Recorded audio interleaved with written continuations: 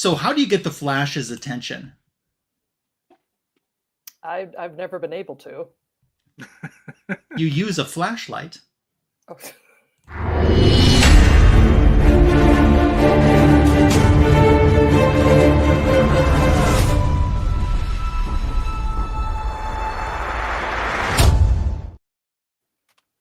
Welcome to the greatest DC comic show on YouTube, Fanboys Live and the Retro Review. Thank you for spending your Sunday evening with us. We are so excited that you're here. If you're watching on the rewind, thank you for clicking the play button, and we hope you enjoy the show that we have lined up for you tonight. So I say we because I'm joined by the Royal of Foils. Who's wearing the crown tonight? Signature King is. How you doing?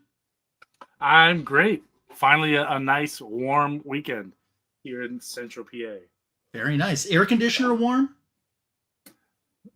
Close, not quite. Almost. Okay. Awesome.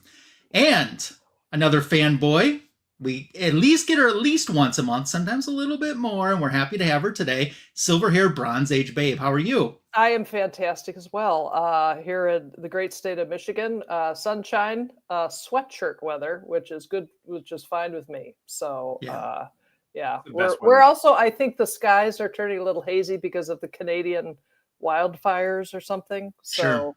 We have that to look forward to. Oh, fun. Yeah.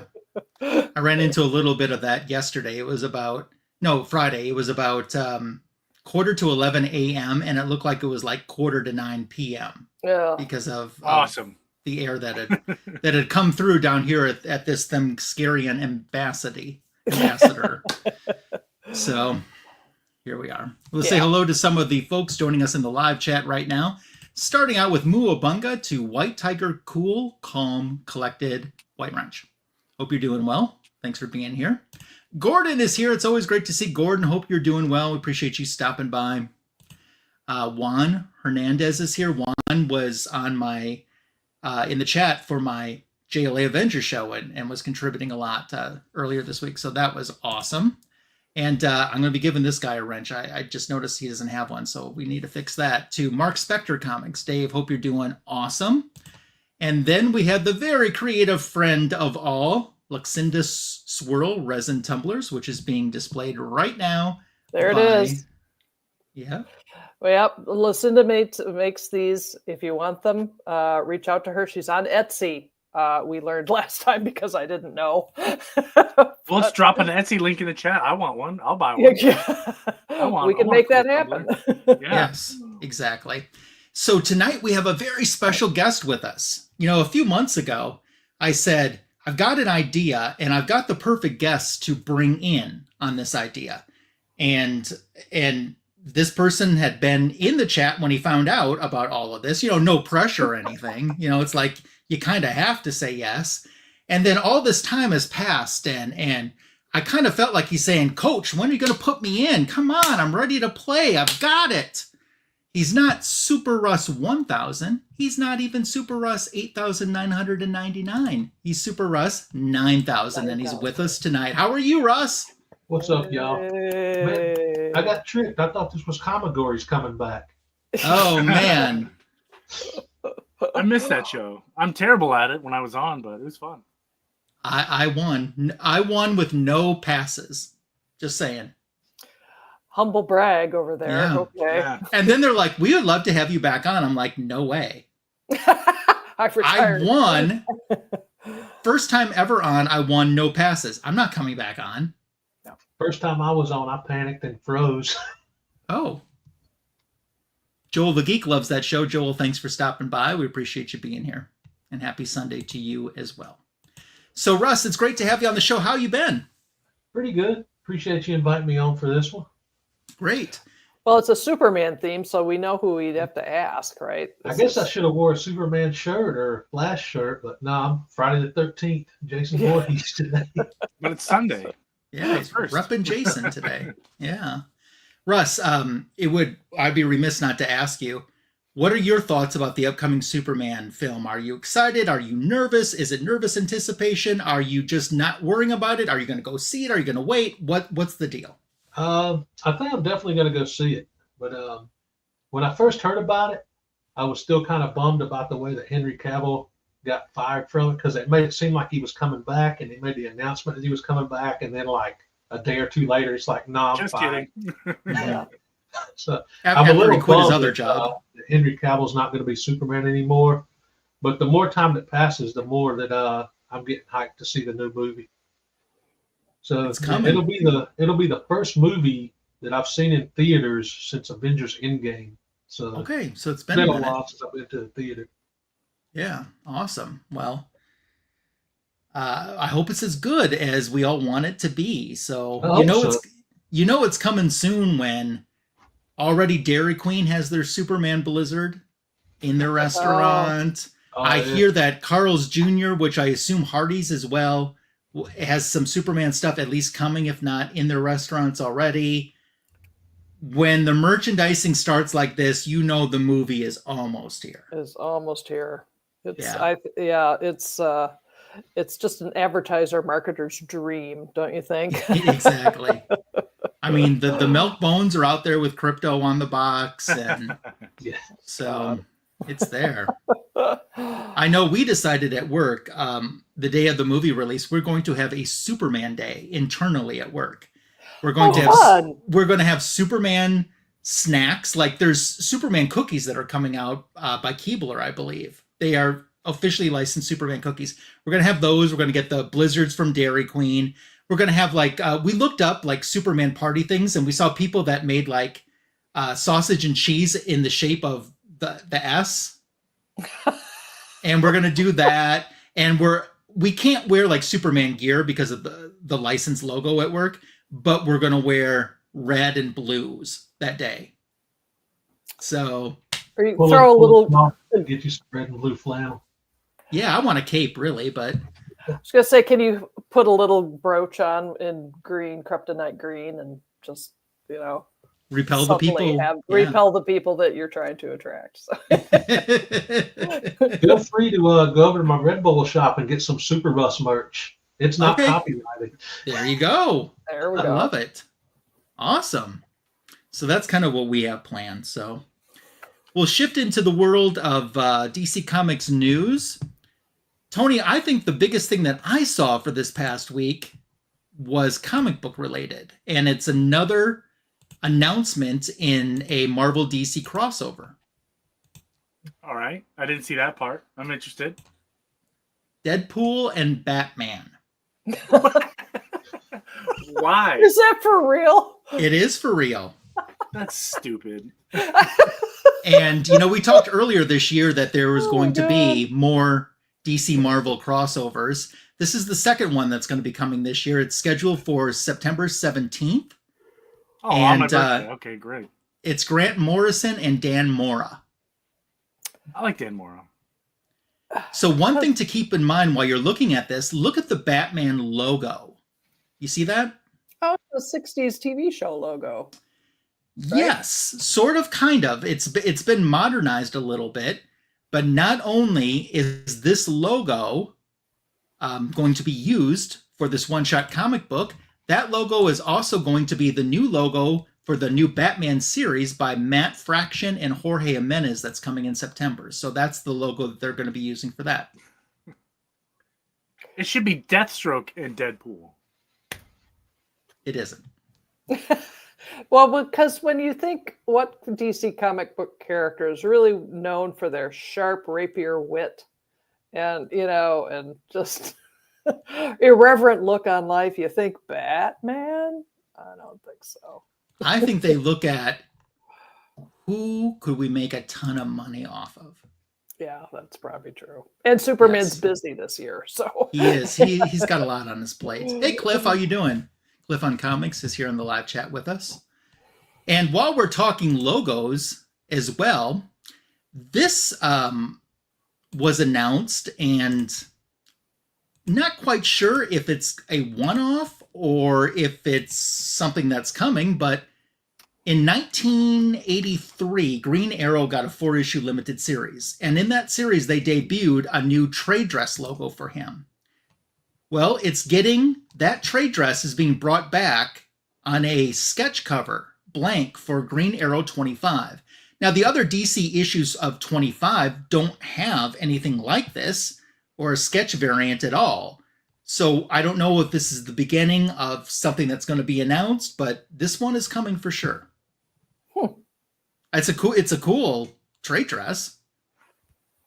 Is that the blank sketch variant? Yep. Okay. That would be it. And there was the first time it debuted was on the cover to this comic book. Any of you guys have this one in your collection? No. No, I do. So. Show off. At first he's Isn't talking any about good? winning comic gories, and now he's talking about this Green Arrow comic nobody has. I don't remember. It's been a while since I saw it. So Sometimes whether it's good or not does not matter. So it's in the collection. It belongs. and to that's the what collection. matters. Yes. Right. Yeah. So logos pretty much is what I have for news. Signature King, what have you scoured the world to find to report on? So, talking Superman movie, obviously we're getting pretty close. It turns out confirmed, but is no longer that way. They changed it. That Brainiac was supposed to appear in the post-credit scene for Superman. So that would have been cool. Brainiac's always supposed to appear in the Superman movie and never does. It never does. And then they changed that to Amanda Waller was supposed to be in the post scene. That's been scrapped. So now nobody knows what's supposed to be in the post-credit scene. So I guess they're keeping the secret pretty close to the chest. I think it's going to be Supergirl. I don't think so. I think she's going to be towards the end of the movie, but I don't think it's going to be post-credit scene. I think she's going to be in the actual part of the movie. Okay. Because they released set photos of her in her Supergirl suit. Yeah, and they've got that actress is just completely unknown for the most part. So they've got to start, incorporating her so that we're used to seeing her as a Supergirl. You're saying they character. can't put her in when people are walking out of the theater. Right. She got to be in before then. Yeah, she's got to do something super. Okay. So the current Mission Impossible movie, right, is directed by Christopher McGuire. I think that's how you pronounce his name. Well, it turns out that he was supposed to be the big Superman reboot guy before Zack Snyder. Oh, really? Yeah. Wow. And not only was he tapped to do it, but he actually got pretty far before it got scrapped. So he not only did he have a script, he had concept art. And they talked about the plot and whatever, and it's an interesting plot. There would have been a first time ever on a big screen movie of a DC character that, to my knowledge, has never appeared on the big screen ever. And it's really weird. Two of them, actually. Captain Atom and The Atom. Oh. That wouldn't have been confusing at all to people. I can't even tell you who Captain Atom is. He's a big radiation guy. He absorbs radiation. He's all silver. He's got a big atom symbol on his chest. Okay. But he has two radioactive punches. He can actually go to toe with Superman because he can emit red sun radiation. Okay. So he can tango with Superman, but that would have been really weird. I don't know what the Atom would have done other than just shrink and stuff, but I don't know. And they confirmed it would have been a Ray Palmer Atom. Oh. What do you think, Russ? Did we need that? Probably not. The answer is hell yes, we would have needed it because no one was asking for it, so it would have been happening. That's right. Mr. Gretzky 9966 is here. How you doing? Last night he revealed on a live stream with John's Comics with Kids what his #1 favorite movie of all time was, and it's one I like. Why was it Barbie? I was going to go Slapshot, but I guess that's not it. Slapshot. This is a good movie. That's a good Slapshot is awesome. Yeah. Spoiler, it's Natalie Needs a Nightie. Oh, Lord. Yes. Any other news, Tony? Not really. Those are kind of the big ones that I found. Okay. That are at least DC related. Lots of cool stuff going on. But I imagine. And San Diego Comic-Con announced that DC is going to be present. However, it's just James Gunn and John Cena. So Sounds like some Peacemaker. Sounds like it's going to be heavy Peacemaker for some reason. I don't understand why, but sounds like San Diego, from what I understand, is San Diego Comic-Con is after the Superman movie anyway, so there's really no reason to push it. It's already been out at that point. Mm-hmm. But who knows? Maybe we'll get some Lanterns teases. That would be nice. Yeah. And I guess, last but not least, this Superman movie, from what I hear, and this is what's bad about living in this day and age. There's so much information out there. People are really criticizing this movie. It hasn't even been out yet. It's still being edited, and people they're saying the test screenings are bad, and oh no, the test screenings are really good, and now people are saying like if this movie flops, like the DC universe is totally toast, and they're gonna have to sell it and lease it out to other companies to make movies. It's like, come on, can we get to the movie first? Yeah, come on. Like, let's just see it. Let's see it. But I know Magic doesn't watch trailers, but the last trailer I thought looked really promising and really good. So they all look really good. Yeah, they all look really good. You know, I'll admit, the first time I saw the Superman teaser, I was like, "Yo, I don't know." Well, it's that dog. I don't know. It's like it's the dog. It's always the little stuff that bothers me, like Crypto. Like I don't know why Crypto, the character in the movie, really bothers me because it's like this little tiny, I don't know what it is, little tiny dog. When I think of Crypto, I think of like a Labrador at least. You know what I mean? Not some little tiny Yorkie thing. So I have to say hi to a couple of people. Then I have to ask our panel that's with us now that wasn't with us last week an important question before we get into the retro review. But I want to say hi, starting out to Kenneth Bird, who popped in here. Hope that you're doing great. Thank you for being here. And we also have to say hi and meow to the Jackson Roy Kirk, who is here. Hi, Jackson. And he's happy with our edition as well. And yes, for those that were wondering, it really wasn't Natalie Needs a 90. So my question is for bottom row here. Yeah. Last week, Tony and I were talking about Crypto's Golden Bone contest. And it's a real thing. It's kind of like Willy Wonka, actually, because in the upcoming facsimile for Crypto's first appearance, 2 copies are going to have Crypto's Golden Bone inside, which wins you an all-expense trip to the Superman movie premiere. These books are going to be polybagged. There's a very short turnaround window from the time that it comes out and the time that you have to claim the prize if you won. So are both of you going to get one of those facsimiles? Because I know one of you at least is a facsimile fan. Are you going to get them just to try, kind of like a lottery ticket to see if you can get Crypto's Golden Bone? Only if I don't have to say Golden Bone out loud to somebody. Like if I That's actually a requirement. Yeah. You have to call a number, enunciate it slowly. Yep. I don't. You know what? Listen. Technically, technically it's Crypto's Golden Biscuit. I just had to look it up. It's Golden Biscuit. Oh, thank God. It's Golden Bone now. Yeah. There's somebody at DC watching, like, once again, the marketing miss. I'm sure there's many people at DC watching right now. Oh my God. Once again, the show just if it's readily, I don't hunt things down, but if I can, if it's at my LCS or whatever, if it's easy for me to see and grab, I will. How are you going to feel if you buy that thing and then open it up after the deadline has passed for you to claim your prize and you got it? Sell it on eBay. Sell your Golden Bone on eBay. Someone in the chat, keep count how many times you say Golden Bone. Jackson. Do you see what Jackson said? Oh my God. You're always a winner with a Golden Bone. Russ, are you getting one of those facsimiles? Probably not. No?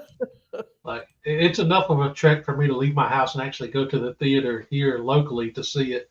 I'm not getting on a plane and flying to a premiere. Yeah. Super Russ in Hollywood. Super Russ goes to Hollywood. Listen, Sounds like that has a ring. Sounds like an Ernest spinoff. Yeah. Oh, God. Okay.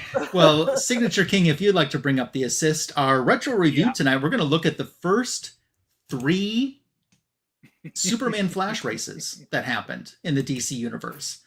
And this was something that I thought would be fun to do. I know we've been doing a lot of Superman content this year, and if the movie turns out well, we'll probably continue doing that the rest of the year. But if the movie becomes a big old flop and it's horrible, you probably won't hear Superman on this channel after July, at least for a while.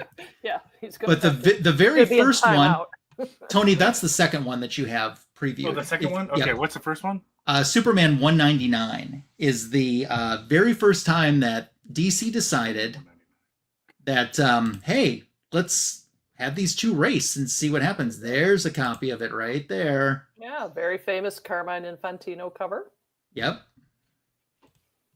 So very that one, I don't have an original in my collection, but I sure want to get one. There, yeah, Russ has got one too. Picked mine up at Heroes Con last year. Nice. How much did that run, Russ? Just out of that's room. Sorry, could you say that again? I got it in a trade. It was priced at, I think it was priced at $125. That's not bad. But I did an even trade for it. Okay, cool. Well, it definitely has a fantastic cover. Jeez, this one's all beat up. Look at that. Yeah.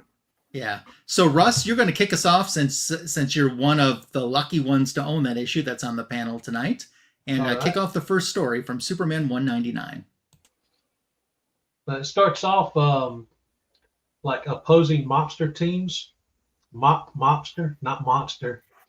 Mobsters are taking bets. One chooses the Flash, one chooses Superman. And basically, each one of these groups is trying to fix the race because there's a lot of money on it. I think they said they put $1 billion on it or something, Dr. Evil style. So they gather. One group is watching Superman. One group is watching Flash. They're timing them to see who's the fastest. Superman has to stop, picks up a car, and I just read it like 2 hours ago, and I can't remember the exact time, but I think it was like less than a second. And then they time the Flash stopping a bunch of people, and I think it comes out to like 1.5 seconds. And so I think it goes back to a flashback after that to show how the race first came about. It's a race for charity between Superman and the Flash. They're trying to raise money, and they lay out the rules that it has to be like a foot race. Superman can't fly.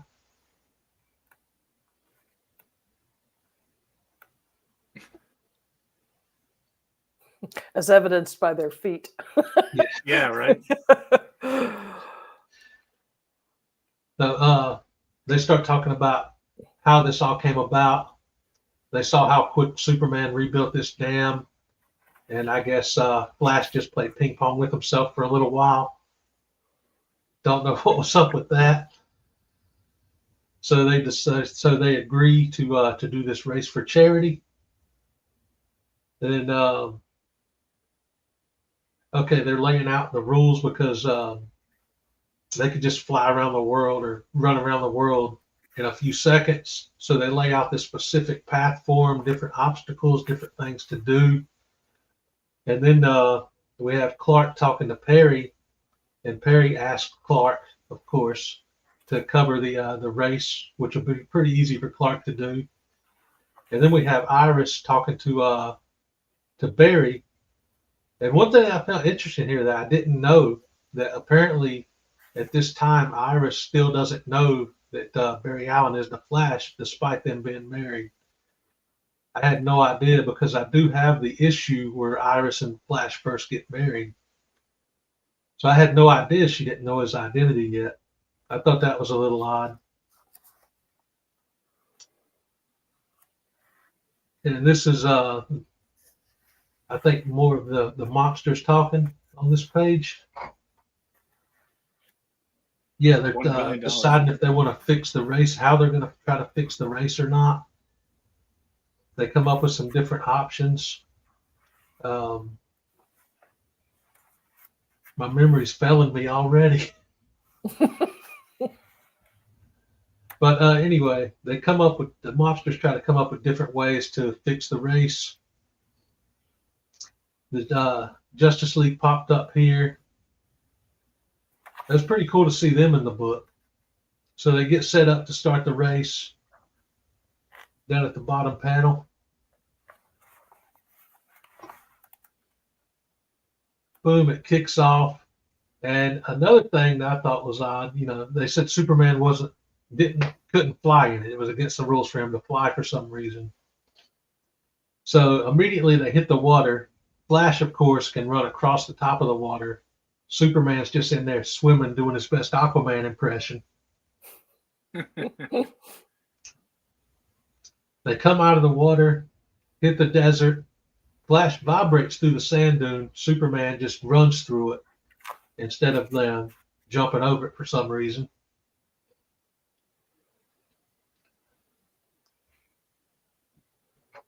Oh, here's another one. Another one where Flash just vibrated through the pyramid. And I think this is where Superman did the jump. I don't think he ran over it. I think he leaped over it, if I remember right.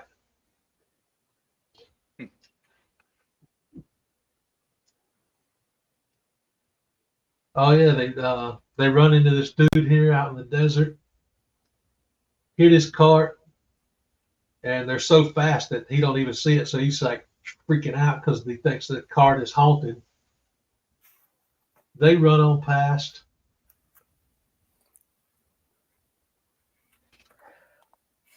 Off to the Himalayas, as one does.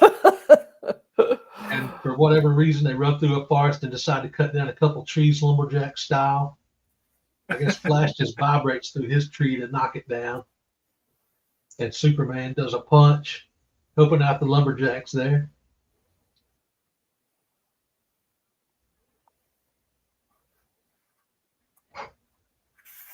Here's some more swimming and running across the water.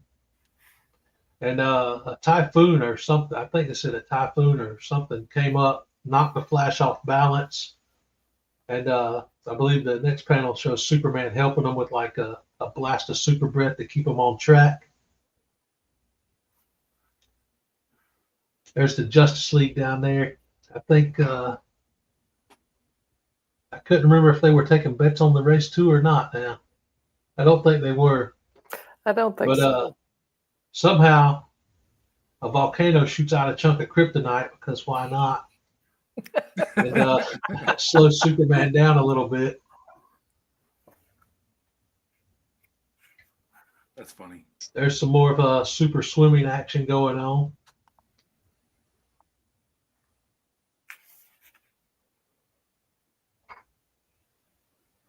Why didn't they just go in a straight line? They're just zigzagging around the world.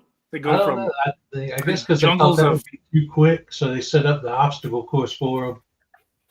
Well, why was one of them deadly? Like, hey, he's going to go through some kryptonite in this volcano. That'll be fun to watch. I don't know. I don't think they had a contingency plan for the kryptonite.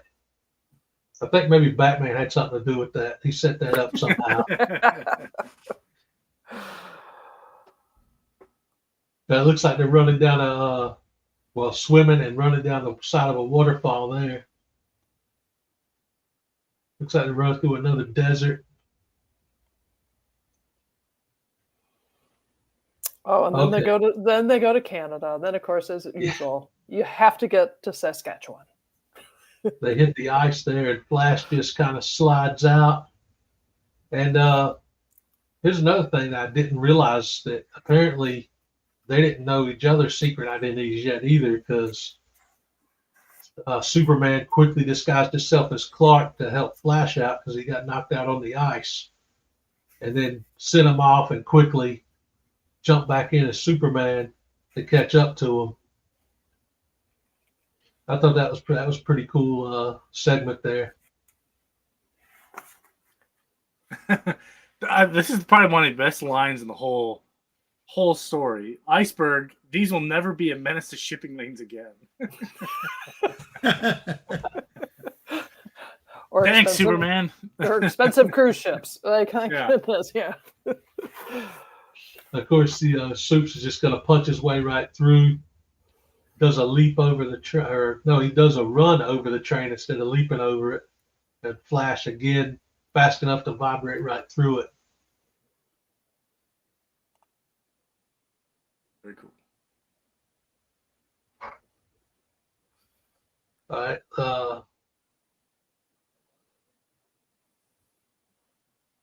Okay, this is where the monsters are starting to set up the traps. They see them coming. They've got kryptonite gas. I guess kryptonite was just readily available to anyone and everyone. So they hit up the trap, put out the kryptonite gas for Superman to slow him down. And I guess Flash can't vibrate through some glass, so he busts through it, knocks himself out, and they just tie him up with a rope, a specialized rope. So they got Flash and Superman down. They put in a couple of ringers, and each mobster, I guess, one mobster team doesn't know the other mobster team is doing the exact same thing and putting in a ringer. So they quickly dress up somebody else as Superman, put some rocket boots on him so he can go fast. And they sub in another person in a Flash costume. So each one of these people, each one of these imposters, the imposter Superman and the imposter Flash, are both supposed to throw the race. There's the Justice League. It's talking about why are they going so slow? Then you see Superman affected by the gas down in the bottom corner. They have industrialized kryptonite gas. Yeah.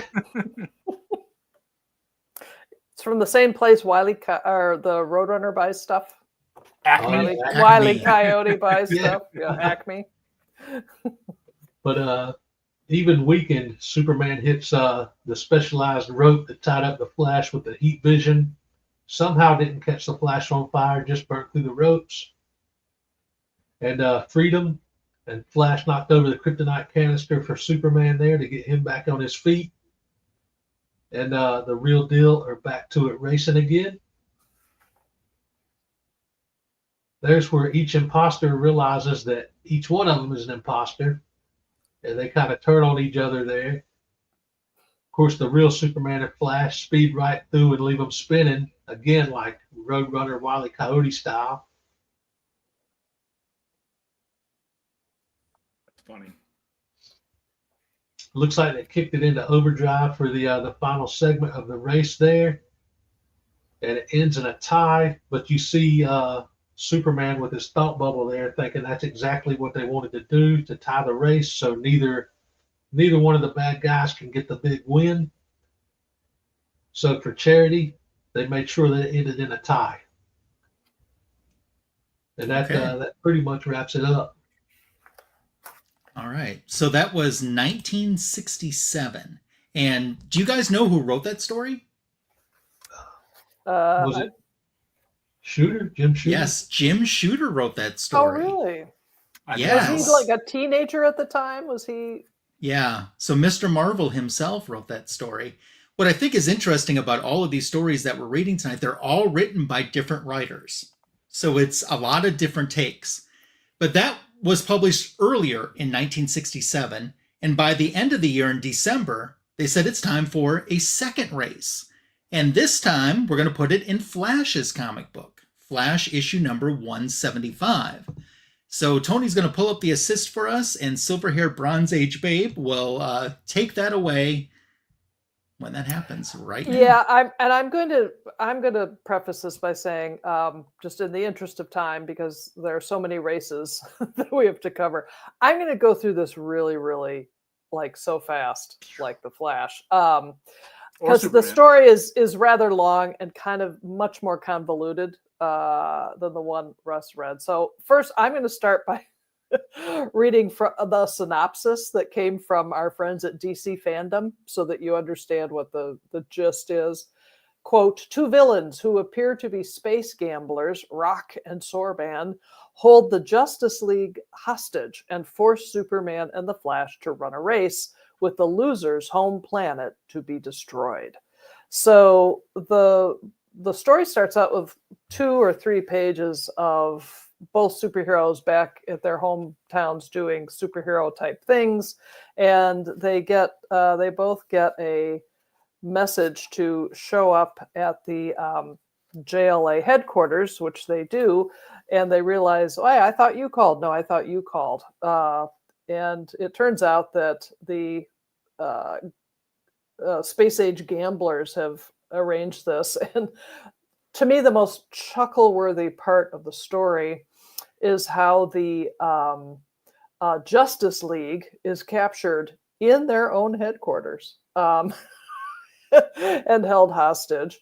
And the anguish on their faces. I think if you scoot up, Tony, it really says it all, and it's hysterical. Wait, you can't be doing that. Yeah, I'm going to do that. Let's see here. Green Lantern. Oh, hoops of golden energy are binding me. Oh no! And Martian Manhunter is caught in a cage of flame. And Wonder Woman suffering Sappho, caught by my own lasso. It's like, man, you are the worst superhero. I mean, give me a break. You can't even do. And then Aquaman is like a transparent shower stall. Descends over Aquaman. You know, it's one of those villain gimmicks that you don't see enough of, which is the transparent shower stall. Hopefully it has a drain underneath. Yeah. So there they are at their JLA table all tied up. And so off the race goes. It finally starts. We're halfway through the story. The race has finally started. With Superman and Flash eventually heading off in different directions so that Superman can avoid the dreaded red sun. In all honesty, the story lumbers along as each hero encounters dangers along the way that I found too much like a science lecture to really care about. So I'm not going to do that. But for those of you who like science, this book is for you, because each of them encounters some kind of thing that they have to explain in rap detail to solve until they are finally back together. We finally get to the end of the race, and believe it or not, it's a photo finish with the Justice Leaguers looking at different screens and disagreeing on who won. And it turns out that the gamblers are not actually space gamblers at all. They are actually Reverse Flash and a villain named Abra Kadabra, that's just a great 60s name. I don't know if he's important or not, but I love the name.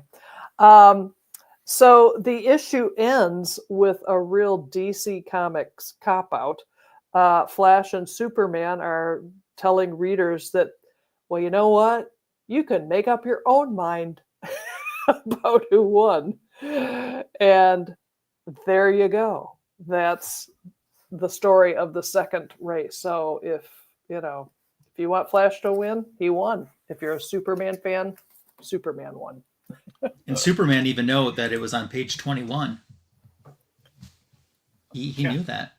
That was awesome. That's why he's super. He's super. Let's say hi to Greg M, who stepped in. And that's awesome. And Link, just a little podcast. Cookies here, so that's awesome. What's up, Cookie? So E. Nelson Bridwell wrote that story that you just reviewed, Sarah. Oh, okay. So, yep. Now we're going to take on Denny O'Neill's version of a Superman Flash race. And this happened in World's Finest issue 198. This is almost 2 years later. So it was towards the end of 1970 when this one came out. And I'll start us out with Jimmy Olsen. It's early morning. He's waking up, but his head's hurting. He thinks it's all that smoke in the room he was in all night covering this political convention. He needs an aspirin and to take a shower. He opens his bathroom door. He finds himself falling. And he's going to need a bathroom when he realizes that he ends up in Rome, and he's on a Roman chariot, and he is displaced back in time. So Superman is saying is looking down and now sees a Roman man on his chariot, and he's like, what is going on? He's like, this patrol was kind of dull until now. So he flies down, and at first he thinks this guy, might be mentally ill or something, and he's, the Roman doesn't know what to think, so he goes to attack with his sword, and that does nothing to Superman. So Superman's going to take him to a mental hospital when all of a sudden one of the Guardians from Oa calls out telepathically saying, you need to report to Oa immediately. And Superman says, hey, I'm bringing this dude with me. So they fly through, and they're going so fast that this Roman gentleman doesn't even need to be properly taken care of, for his space travel. They land on Oa, the immortal home of the Guardians. And Superman's like, why didn't you ask a Green Lantern, what need do you have of me? And they say, well, there are these anachronoids, and they're these life forms that move much faster than the speed of light, and they're interfering with time, and it's throwing time out of whack. Things from the present are going to the past, things from the past are coming to the present, and Superman's like, oh, that kind of explains what's going on. And they're like, if they don't get stopped, the past will melt into the present and essentially will destroy both. So what they say is, we need two individuals with super speed, you and the Flash, to run counterclockwise. And to help the Flash out, have him wear this medallion. It will protect him even as the rings protect the Green Lantern Corps. So Superman takes it and he heads off to find the Flash, and the Guardian says, I didn't tell Superman that the strength of the medallion drains its power from all of our power batteries, so until the Flash finishes our task, the Corps will be helpless and the universe completely unprotected. So Superman finds Flash and explains to him what has to go on, and he says, hey, why don't we make a race out of this, and kind of decide who's the faster one finally. So they say, okay, let's do it. Batman, in his very brief cameo for a Batman title, a Superman Batman title, on your mark, get set, go. They take off, and you can see as Flash is running that it's like a Green Lantern power ring. It's projecting a track for him to run on as they move. So, and it's also showing him the map of the route that they're going to take. So they're going past Mars and Jupiter.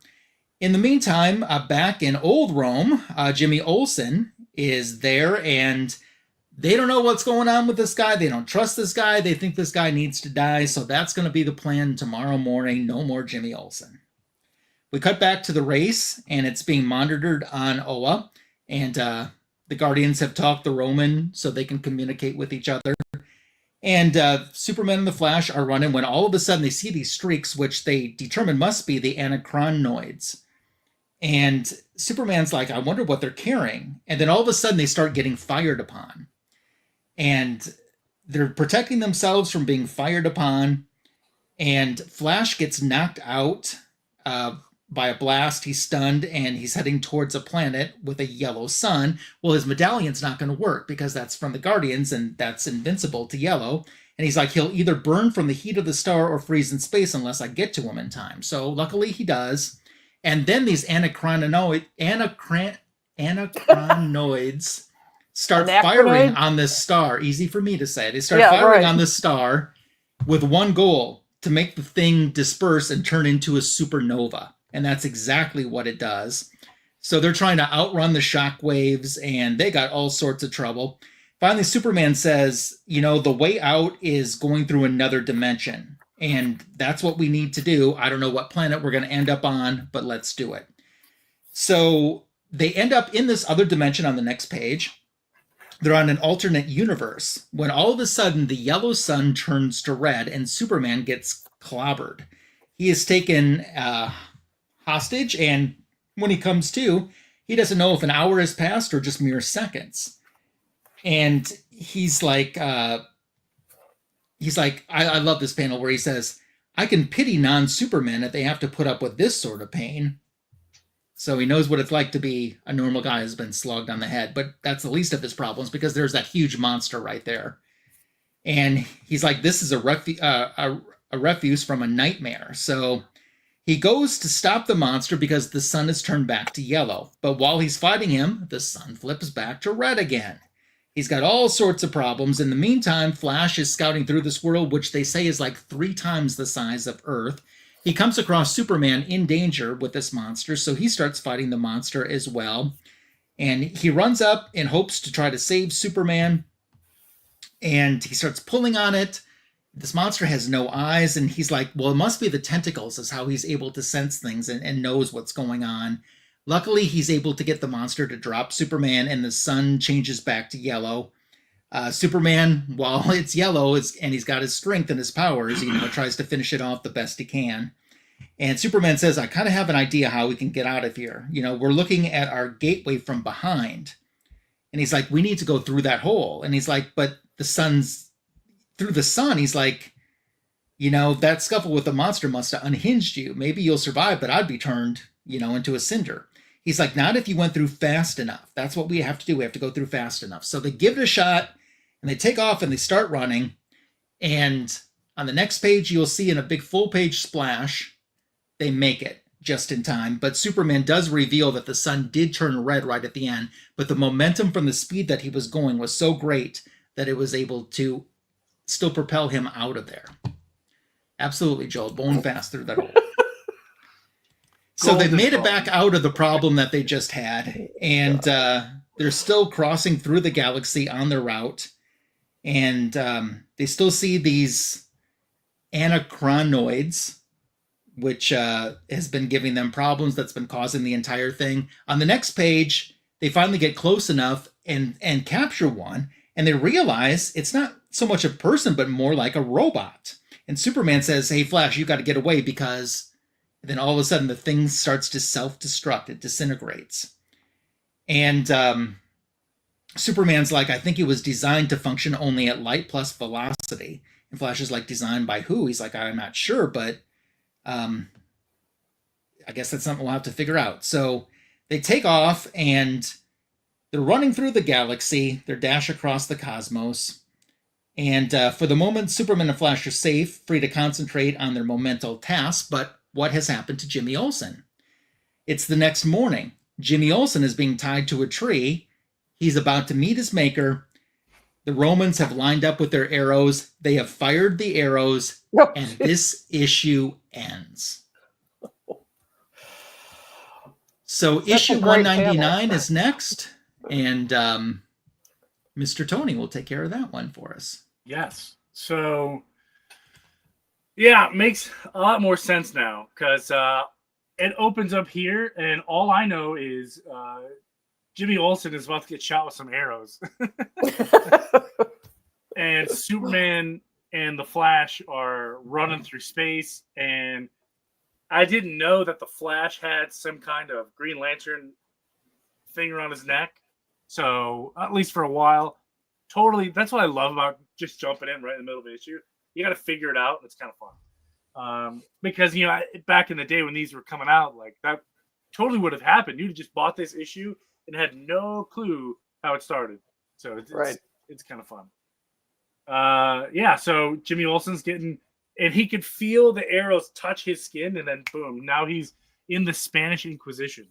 So out of the frying pan and now into the fryer. He's been accused of witchcraft yet again. So, and if there's one thing that the Spanish Inquisition loved, it's witchcraft.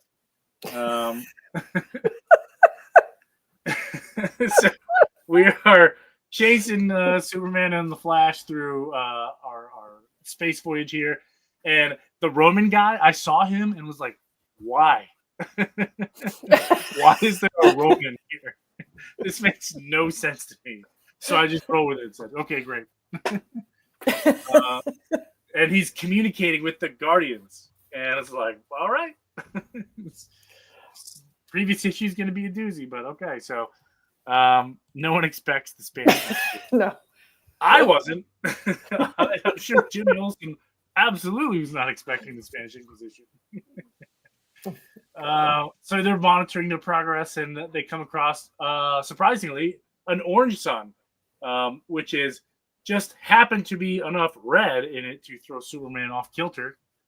And he goes tumbling out of space and into orbit, and the Flash is trying to catch him, but he can't. So he comes across a yellow sun, which cancels out the Green Lantern thing, because back in the 70s, for some reason, the color yellow. But the Flash's boots are yellow, but, you know, whatever. Meanwhile, 5 centuries ago, and that's what it says. Meanwhile, 5 centuries ago, Jimmy Olsen. And aren't you glad it wasn't red? Yeah. God. Yeah. So he's getting ready to be executed, as one does in the Spanish Inquisition.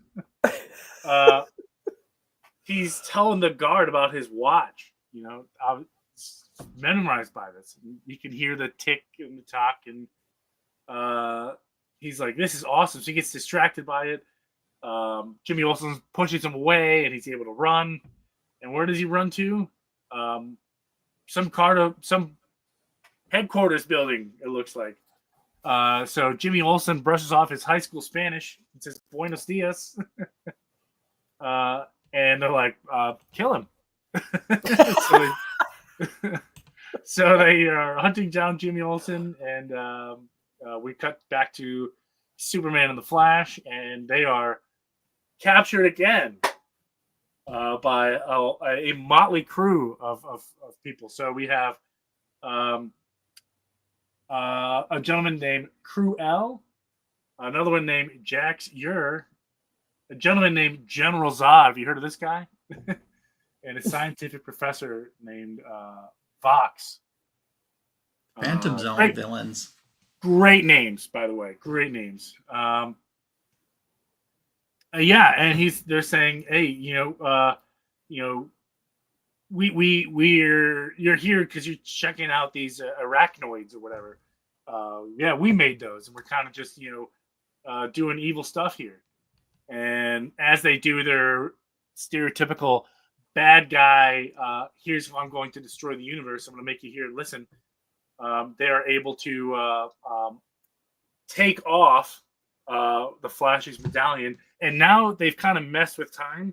So this is really weird. So they go back to Earth, and you get to see Superman and Wonder Woman, how they ended up. So Bruce Wayne is an young adult, and he's at a movie theater with Alfred,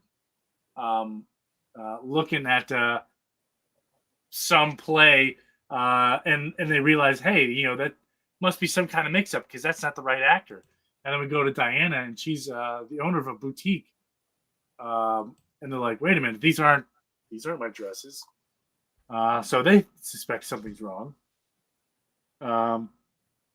Here's where it got really weird, as if this whole issue wasn't. So that's the part that I have issue with. So the Green Lantern's medallion runs off of willpower, and Superman, for some reason, his willpower is so great that the medallion is drawn to him like a magnet. And I was like, well, why'd they give it to the Flash then? That seemed kind of stupid.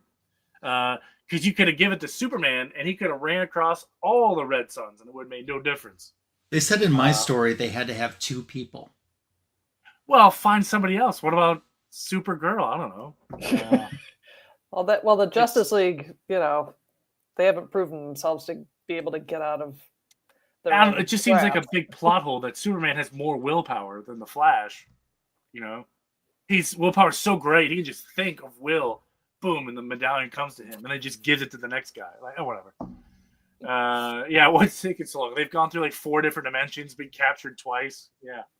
But General Zod comes, and he said, hey, you've all been court-martialed for execution, but Superman's able to break the ropes, and they have this big epic fight with General Zod. General Zod fires a bullet, and it ricochets, and it's able to cut the Flash free a little bit, and then Superman, I don't know, unties him. But they're so weak and drained that they have to belly crawl out of this canyon. And Flash says this line, no matter what, I'm determined to beat you.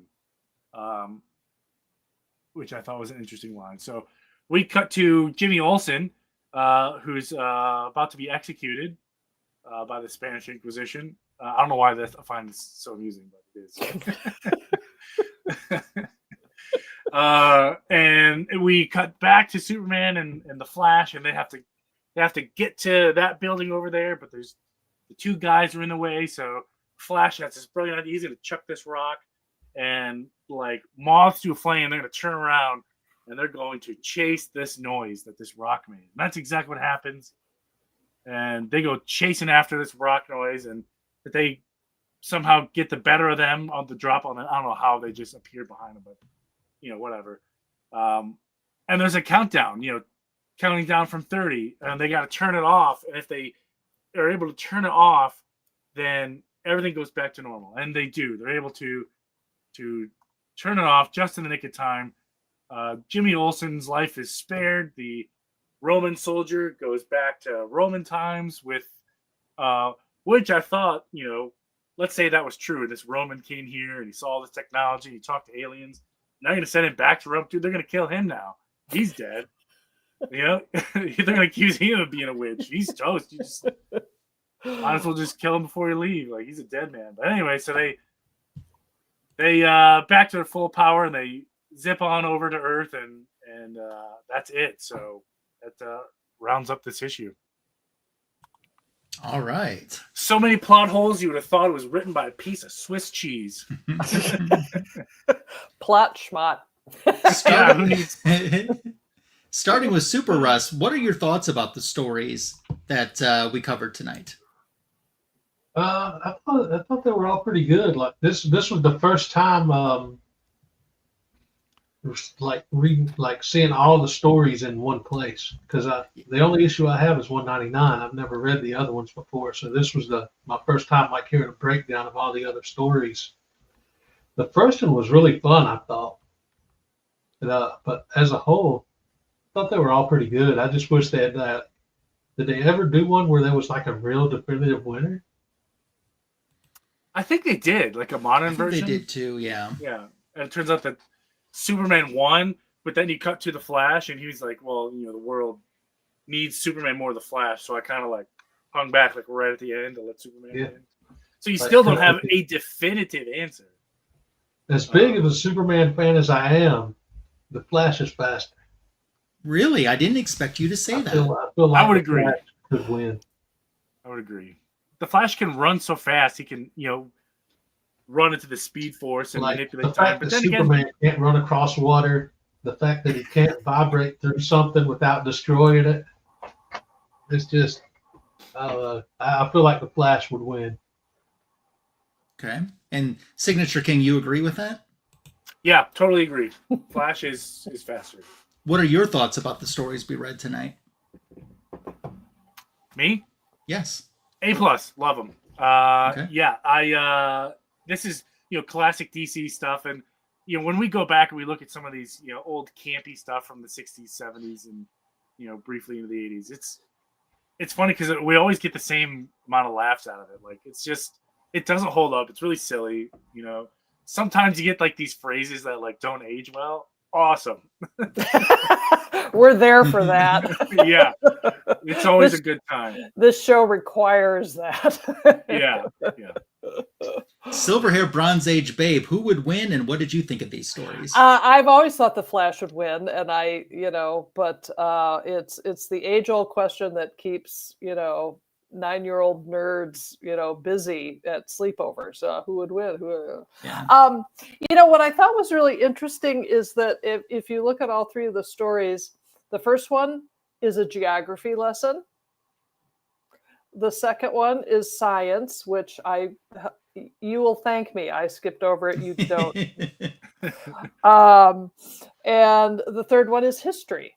So, it's kind of neat that they. I never thought of it like that, but you're right. Yeah, I didn't think of that either. Yeah, it was. I didn't know your guys' was going to be, lessons. I mean, mine was just all over the place. I thought it was. Well, when you've got Danny the O'Neal Spanish, was doing some drugs or something. Well, that too. But when you talk Spanish Inquisition, I mean, come on, you had me at, Roman guy. I mean, I will say it is tough with some of these stories that are explained at the end by, the writing style of heroes, particularly in the story that I read, explaining at the end of the story all the plot holes away. You know what I mean? So it's like, oh, well, I did that because XYZ, or you thought that because I already knew, blah, blah, blah. It's like, well, when you're writing for 9-year-olds, I guess it doesn't matter. Yeah. It doesn't really matter. So my thought, I think the reason to collect these books is because of the covers. you know, and yeah, they do have some great covers. They're really good covers, and you know, it really is that age-old question: who would win in a fight, Superman or fill in the blank? And so it's just fun and funny. It is. So yeah, a thumbs up from me. But please, if I ever have trouble falling asleep, I'm going to grab that issue and read the science parts. Yeah. Now, next episode, I know it's coming up on your channel. It's going to have the TED Talks about how your issue was scientific and what it was, and right, all the elements. Right, exactly. I want to say a quick hello to John's Comics with Kids, who popped in while we were retro reviewing. Appreciate you stopping by. So I always thought, I spent most of my life, 95% of my life, saying Flash is the faster one of the two. And then I started changing to Superman. But since I gave Flash the majority of my life, the 95%, I'm just going to go with him. And that's going to be my answer. The stories were interesting sometimes, but this is just a sign of the times too. They crammed 10 pounds in a 5-pound sack. Yeah. You know, they could take out a lot of stuff and it still would be a great story. I'm sure for kids at the time to see this happen, to see it happen twice in the same year, the first two in the same year, had to be mind-blowing, you know? Right. And I bet that was pretty exciting, going to your spinner rack or your drugstore, supermarket, or whatever, and there's that cover sitting there, you know? I mean, that's what you want as a kid. I think that's pretty awesome. So I think it was a fun, nostalgic trip through the times tonight. I think we had the perfect guest for it, too. So, yeah, I'm glad that we did this one tonight.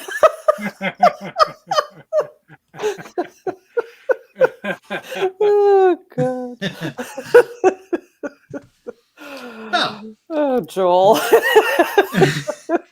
We're going to get started with our book show portion and talk about what's going on in our channel. And we're going to start with special guest, Super Russ 9000. Incidentally, if you're not subscribed to Russ or anyone else that's part of our panel, there's links in the video, in the description for this video. So make sure to sub these folks up. Russ, what did you choose for us for a book show, and what's going on with your channel? I brought the Trinity to the book show here: Superman, Batman, and Wonder Woman. Let's do it. Kicking it off with Superman here, I have issue 233, that famous Neal Adams cover. Nice. This was the other book I got at Heroes Con in the trade, when I traded in Avengers 57 for these two books. Nice. Great trade. This was a book that I'd always wanted, and the fact that I got it on an even traded without having to put any cash on it was awesome. Nice. Perfect. That's no facsimile either. No, that's the real deal. The second book is Batman issue 136. It's a early Silver Age, the oldest Batman book in my collection, and it's just a great Joker cover, so I had to bring this one to the book show. Oh, wow. That's great. You don't see that very often. That one posted very often. I got lucky and I found this in a local shop for like $20. Wow. There's a couple like coupons and ads that are cut out of the back page, but all the book is complete other than that. So I jumped on it for that price. I love that cover. Yeah, that's fantastic. I had to pick that up. We have a disgruntled fan in the Sorry, chat. you've pissed off Jackson. Sorry, Jackson. I had to do it though. Two Superman books for one Avengers book. It was a no-brainer. And last up, I've got Wonder Woman here. This is another issue I picked up at Heroes Con last year. And this was an issue that I believe I actually saw on Magic Lasso's channel with a crossover with Silver-Haired Bronze Age Babe when they were talking Wonder Woman. It's issue 200.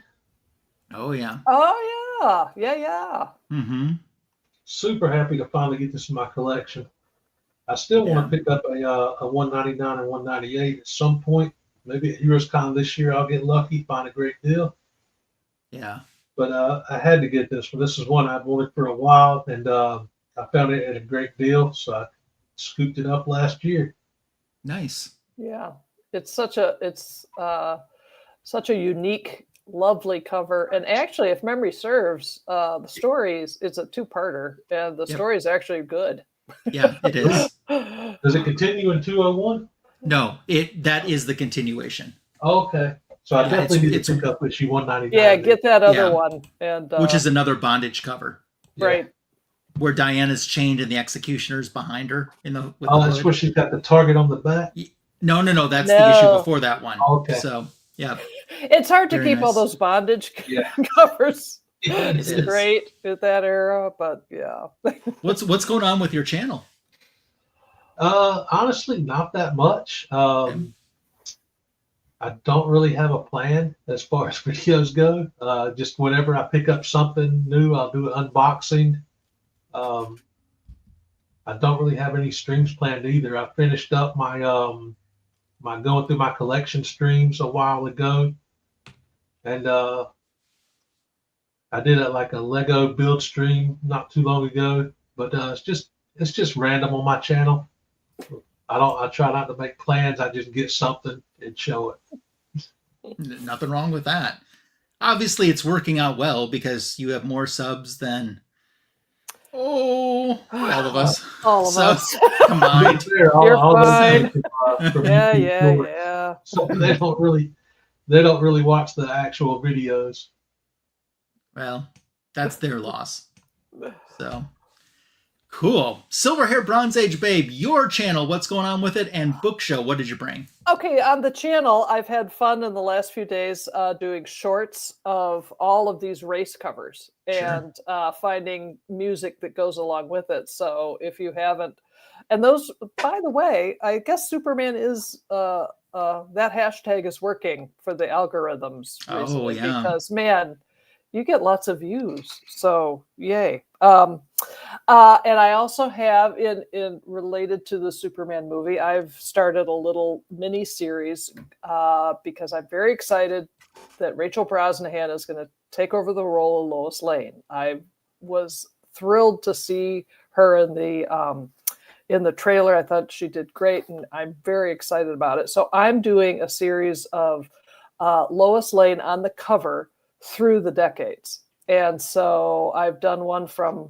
the 60s, the 50s, 60s, and tomorrow, or like tonight at midnight, because you can tell the little machine when to drop it, Lois Lane in the 70s. Nice. I'll go through my collection there. So show off some Lois Lane of her own title book, but then I also collected a bunch of covers from the 1970s of other books where she's on the cover. So that's coming up.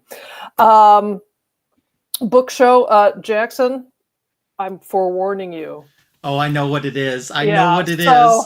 So I bought this facsimile treasury edition of the first two stories that we read. And it was what I had forgotten was that the original was had one of those dioramas on the back. So I cut off So I cut it off and I made the diorama. And here it is. Come on. That's pretty cool. Is this as realistic as you can?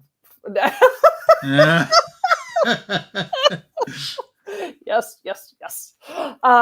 So there is a video. Jackson is not allowed to watch it because of his health, but there is a video on my channel wherein I mangle this, where I make the diorama. And so I'm going to be on and I did another diorama for a Batman book.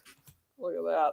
So I did that. Boy. So I'm on the hunt for cheap, either originals or hoping they do more facsimiles of some of these treasuries so I can continue to make dioramas. You heard of a color photocopy machine?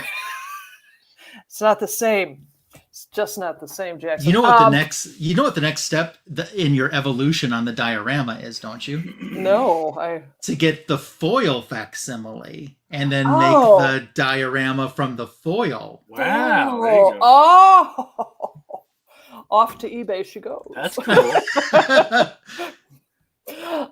Real quickly, There's someone who likes a woman with guts. So, 2 more things for me on book show. Last time Magic Lasso and I were together, we were talking Lois Lane stories, and this didn't come in the mail in time, but we talked about this story. And this is a Neal Adams cover, and this is signed by Neal Adams. That's awesome. That's cool. Yeah, and what's really neat, they have started to change up how this is from Continuity Studios, his art studio. It's easy for me to say, like the arachnoids.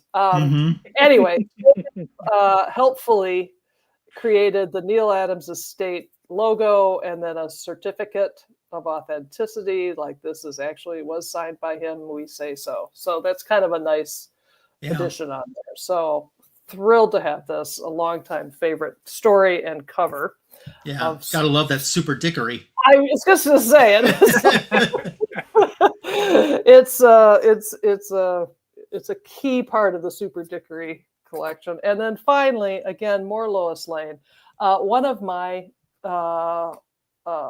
viewers on my channel said, have you, because I talked about how I love the art of Curt Schaffenberger, who handled Lois Lane in the 60s. And he said, well, do you have that book about him? And I was like, what book is that? He said, oh, it's called Hero Gets the Girl. So again, immediately off to eBay.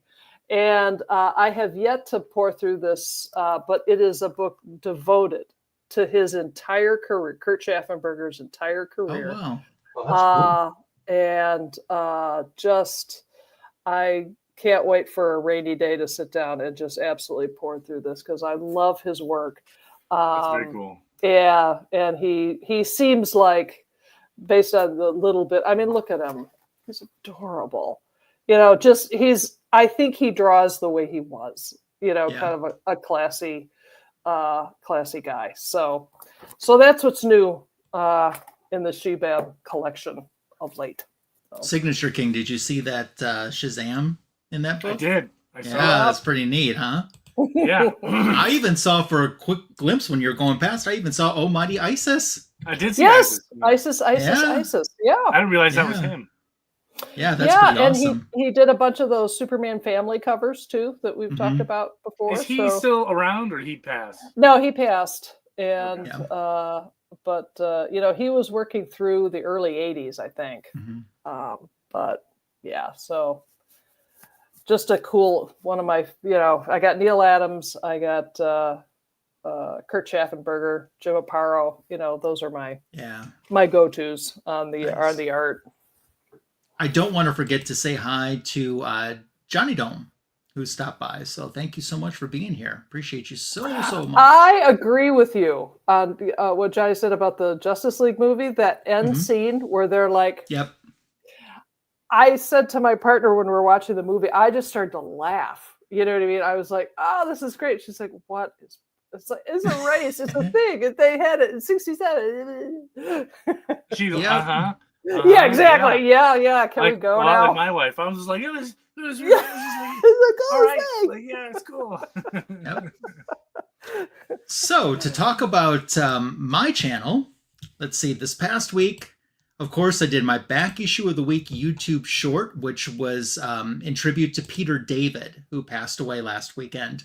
And it was a comic book that he wrote that I really liked because he did several runs, both DC and Marvel.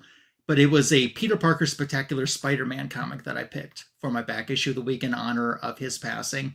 And then I did a comic book editions video that came out this past week that was an AOK from Steve's DC Superstars. So that was a bunch of fun. Coming up on the channel, my back issue of the week YouTube short tomorrow. We're in June already, the traditional wedding month. So I'm going to take you back to a Silver Age DC wedding as the back issue of the week. Oh, so yeah, I got a fun one, I think, picked out with a really great cover. So that's tomorrow. On Tuesday's comic book editions that's coming out It is a prize win / AOK from John's Comics with Kids. So that video is going to be dropping. Yeah, that's going to be dropping on Tuesday. In the future for my channel, Signature King, did you know that I have a huge Grail reveal coming to my channel this month? I did not. How can you say that when the last 2 weeks we talked about it? We did. All right. Let's try this again. See it. Signature King, did you know I have a huge Grail reveal coming to my channel this month?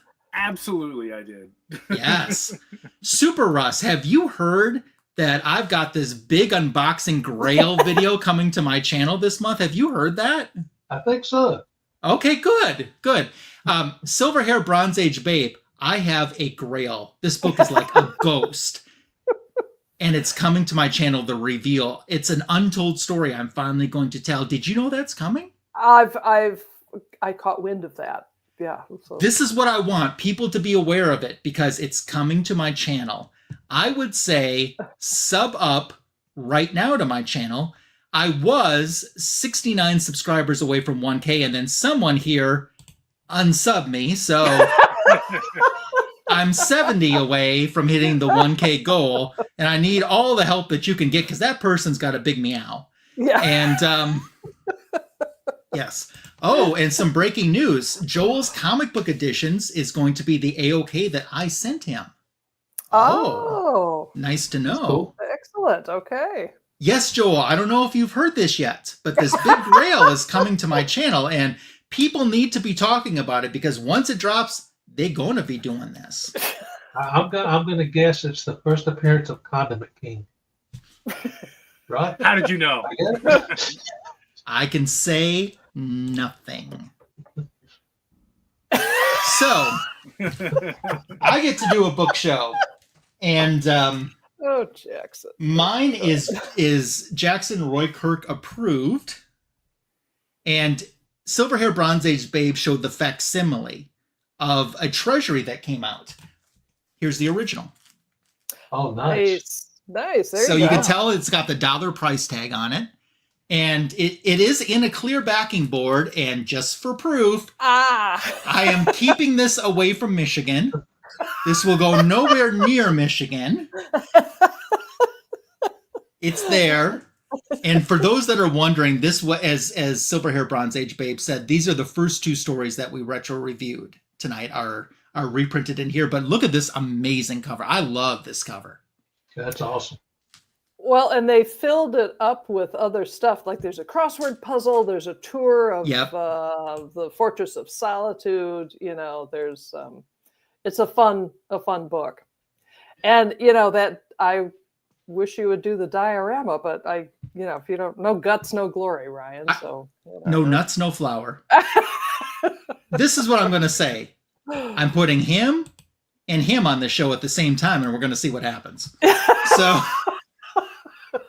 oh, good. I'm 69 away now from hitting the 1K goal. I appreciate that. So I also chose as well, we showed you the first 3 Superman Flash races. DC waited 8 years until they did the 4th race, and it was a 2-parter again. And they did it with DC Comics Presents issue number 1, where they started it. Okay. Now, my original copy, which I still have, this is not it. It's got a little chunk out of the corner. I took that thing to school almost every day. I love that comic book so much. And then the story continued in issue number 2. So the first 2 issues of DC Comics Presents devoted to Superman and Flash. And I'll tell you, it's another case of 10 pounds in a 5-pound sack. Are you going to tell us who won? I don't remember it. It's been a minute. I think they tied again, I think. Yeah. Oh, yeah, I want some Superman popcorn buckets, too. Oh, yeah, I want to see those. Did they release those yet? Are they going to be... Did they show them what they're going to be? I don't think so. There was a joke one floating around that looks like it's his trunks is what you're reaching into, but that's not official. One thing that I do want to say is share a cover with us on Instagram. Use the hashtag FanboysLive and the Retro Review when you do. So, as we made it to the end of almost to the end of a Fanboys Live in the Retro Review. Super Rust, you were talking about Heroes Con and some of the great purchases you got last year. You're going again this year, aren't you? Yeah. What are your goals? Or do you set goals, or what are you hoping to accomplish or find? There's a couple books I'd like to pick up if I could find the right deals on them. I'm looking for the All-Star Comics. That was the first appearance of Power Girl. I think 57, I think. Yeah. And I'm trying to find a cheap copy of DC Comics Presents 26.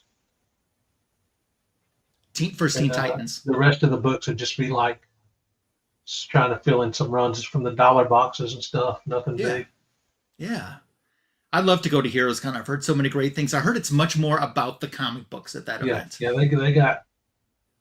they got whole sections of Golden Age, whole sections of Silver Age, all the way up to current books. Anything you're looking for, you can find it there. Like an Avengers 57? 57. It's an idea. Well, we hope you have a fantastic time. It's always great having you on the show. Thank you for coming on and talking Superman Flash Race with us tonight. Appreciate the invite. Yeah, it's always great. A fun time. Yeah. Please sub up Super Russ. Once again, the link is in the description. If you're not subbed to Signature King or Silver Hair Bronze Age Babe or myself, please do that as well. Sub everyone up that's been in the chat. It's another on fire chat tonight, which we love. And you guys have been awesome. If you watched on the rewind, thank you for making it all the way to the end. Certainly appreciate your time as well. Anything else anyone want to say before we adios? Yeah, me. Okay. Can I do my book show? You didn't do a book show? Oh, No, you didn't, did you? See what happens when you say to me, I say, Signature King, are you aware that I've got a big grail coming out? And you say, no. No, I had no idea. No. That took him right off the Signature King. What's going on in your channel? And do you have a book show tonight? Oh my God. Well, Tony's here.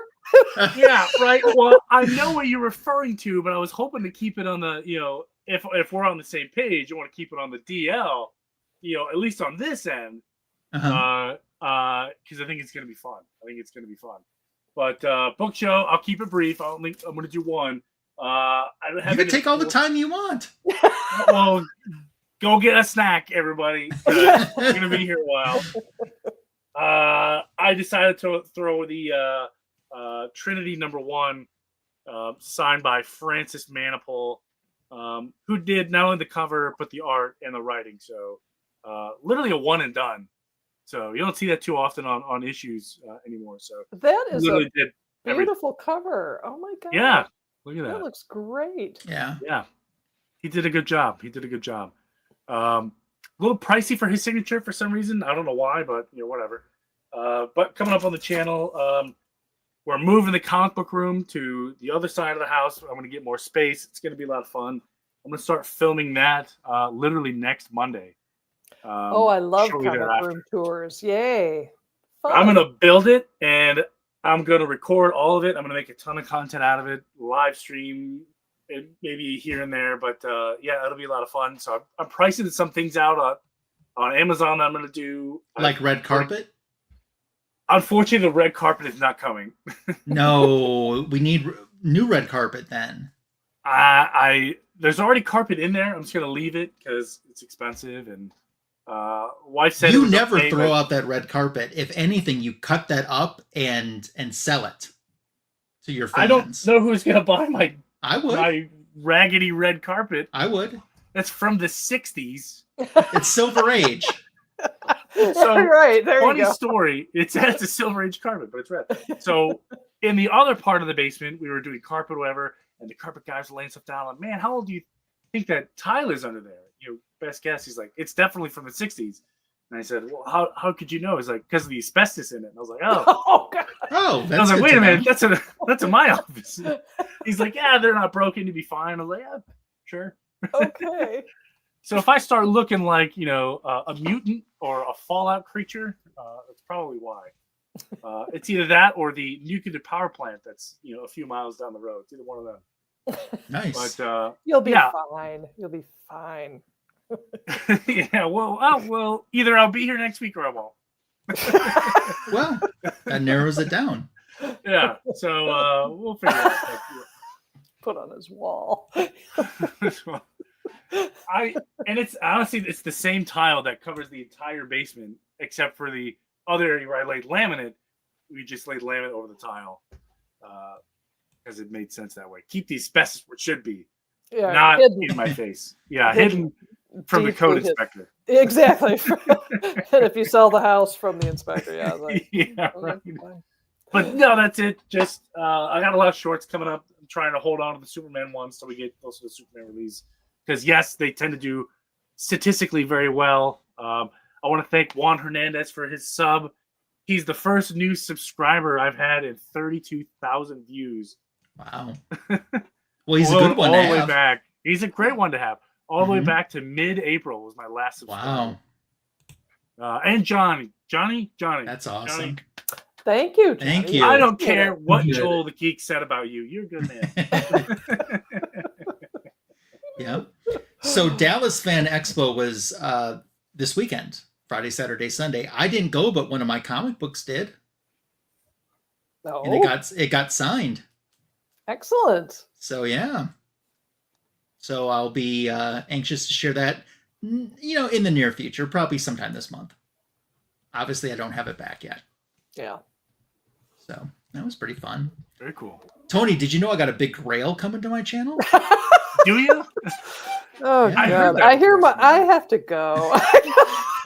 Silver Hair Bronze Age Babe, do you ever relive the same moment twice? Silver Hair Bronze Age Babe, do you ever relive the same moment twice? Veja do. All right. You guys have been awesome. Did everyone get a book show in? Yes, they did. Okay, good.